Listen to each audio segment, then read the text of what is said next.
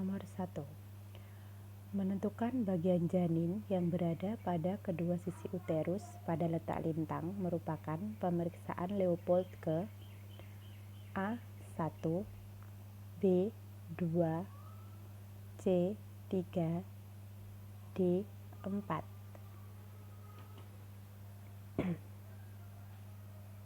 Jadi jawabannya adalah B, yaitu Leopold kedua. Pembahasannya, Leopold pertama itu digunakan untuk menentukan usia kehamilan, mengetahui bagian janin di fundus uteri.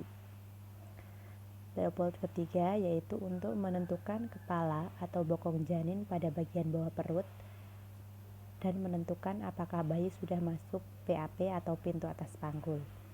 Sedangkan Leopold keempat yaitu untuk menentukan presentasi dan seberapa jauh janin masuk ke dalam PAP.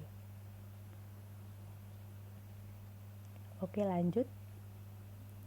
Lamanya kala 1 untuk primigravida yaitu A 8 jam, B 5 jam, C 12 jam, dan D 10 jam.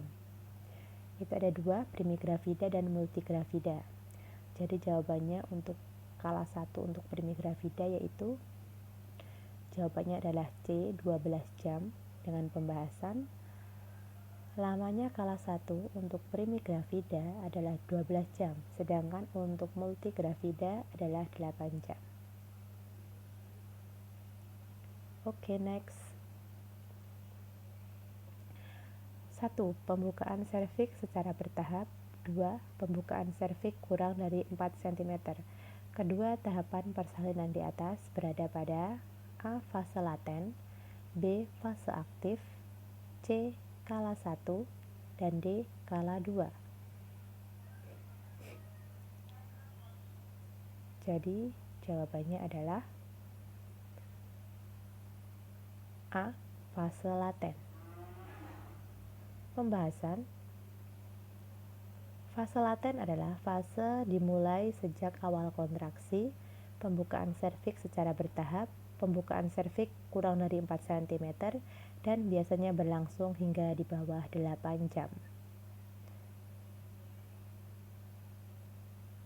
Next. Moles 1 adalah tulang-tulang kepala janin terpisah, sutura dengan mudah dapat diraba.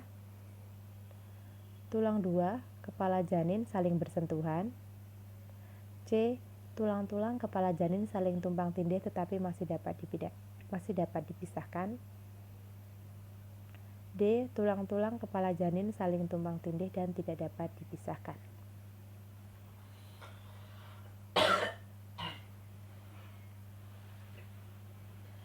Jadi jawabannya adalah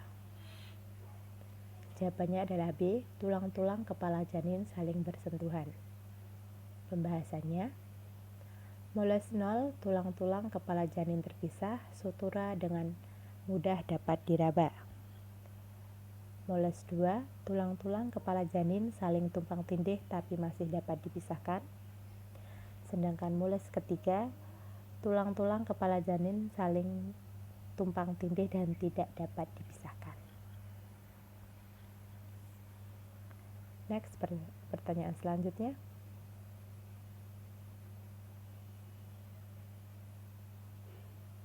Faktor-faktor yang mempengaruhi persalinan kecuali A.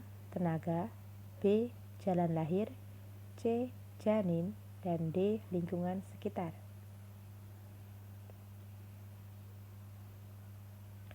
Dan jawabannya adalah D. Lingkungan sekitar. Pembahasannya, faktor-faktor yang mempengaruhi persalinan adalah 1. Power atau tenaga, 2. Passage atau jalan lahir, 3. Passenger atau janin, dan yang keempat adalah psikologis atau kejiwaan ibu. Jadi yang tidak termasuk adalah lingkungan sekitar. Oke, pertanyaan selanjutnya. Mukosa vagina, kulit dan jaringan perineum perlu dijahit merupakan robekan perineum tingkat A tingkat 1, B tingkat 2, C tingkat 3, D tingkat 4.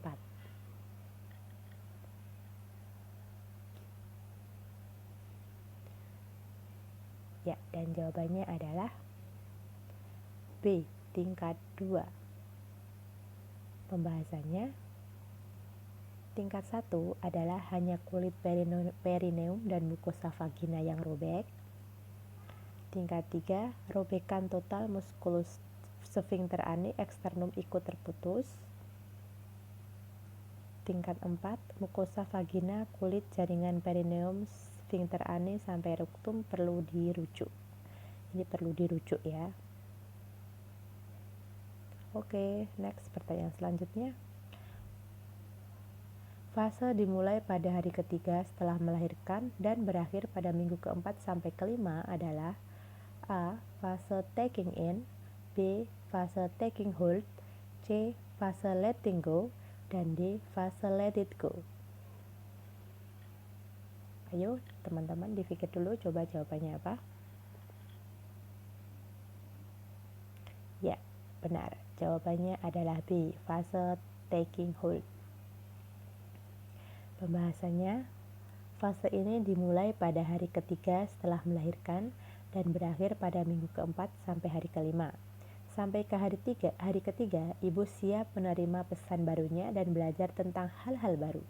Pada fase ini, ibu membutuhkan banyak sumber informasi. Jadi peran dari keluarga serta suami itu sangat penting ya. Oke, lanjut. Ciri-ciri Lochia sanguinolenta adalah A. Berwarna merah karena berisi darah segar dan sisa-sisa selaput ketuban. B. Berbentuk serum dan berwarna merah jambu. C. Berwarna merah kuning. Dan D. Cairan putih berbentuk krim. Ayo, apa kira-kira ciri-ciri Lochia sanguinolenta? Lochia itu kan ada bermacam-macam ya. Ini yang ditanyakan adalah ciri-ciri dari Lochia sanguinolenta. Ya, jadi jawabannya adalah C. Berwarna merah kuning. Pembahasannya, Lochia sanguinolenta adalah cairan sekret berwarna merah kuning berisi darah dan lendir yang keluar pada hari ketiga sampai ke-7 postpartum. Nomor 10. Apa fungsi hormon oksitosin? A. Membantu kontraksi uterus. B. Meningkatkan produksi ASI. C. Membantu ibu mengurangi stres pasca melahirkan. Dan D. Mendorong ibu untuk tidur dan relaksasi. Apa kira-kira jawabannya? 5, 4, 3, 2, 1. Dan jawabannya adalah A. Membantu kontraksi uterus sehingga mencegah perdarahan postpartum. Sedangkan jawaban B, C, dan D adalah fungsi dari prolaktin.